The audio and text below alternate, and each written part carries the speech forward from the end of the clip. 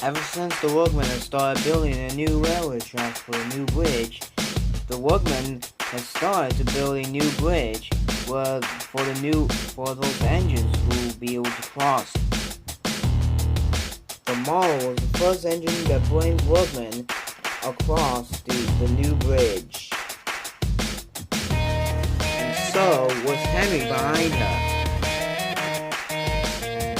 When they had finished, Henry took the tired workman home. But Nelson, however, didn't like that bridge and was getting very cross indeed. He was grumbling all day to Denny. Time, he asked. Why shouldn't I keep my passengers waiting while the passengers will be able to walk in this train on time and be able to go on for these passengers? Don't blame me, snorted Denny. If you wouldn't be able to blame the workmen, if you do, then the new bridge will be able to go on soon. So what would you do then? Run my trains on time, called Nelson harshly. And then he hurried off before Denny could answer. Meanwhile, Peyton was getting impatient too. It was time for him to arrive just after Nelson. And so instead, the passengers were getting very anxious of Nelson. If he wasn't on time, maybe he would be late. And then they started to argue about Nelson being late. And soon Peyton began to be cross with Nelson. Late again, he remarked, as Nelson panted really in.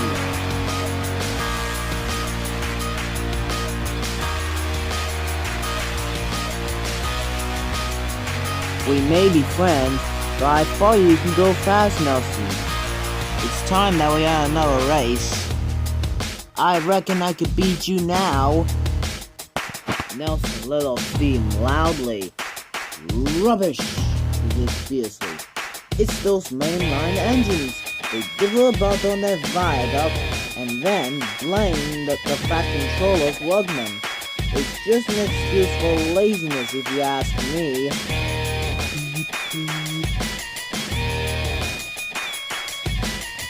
Later that day, James was later than ever at the junction. I'm sorry, Nelson, he chuffed. I was held up at the station, and the viaduct just made it worse. It's lucky for you I'm a guaranteed connection, grumbled Nelson, and he puffed off before James could answer to. Come along, he puffed to the coaches. But his coaches did very best. But Nelson thought that he couldn't save much time.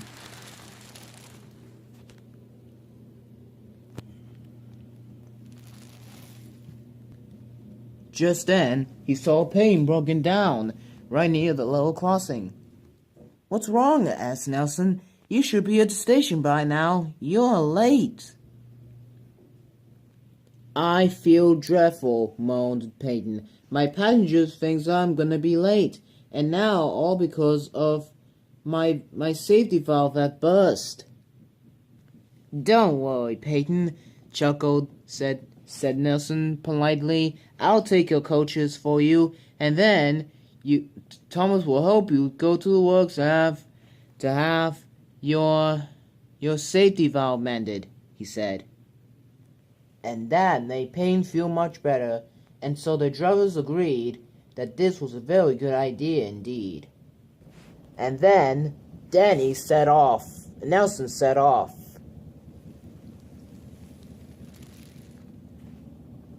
He was enjoying himself mostly until he reached for the last station, and eventually made it on time. The coaches really, though, made Nelson felt very impressed, and he felt very proud. Just as he uncoupled the coach, he rushed off back to the sheds. The Fat Controller was very impressed to see Nelson back onto his shed Well done, Nelson, he said. You did a very clever engine. You helped out Peyton, and all of his passengers made it on time, too. Nelson was very pleased. Oh, thank you, sir, he peeped happily.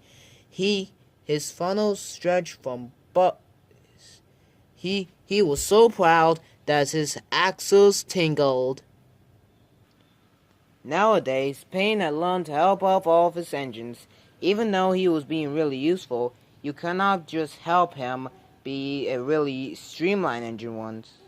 Do do do do do do do do do do do.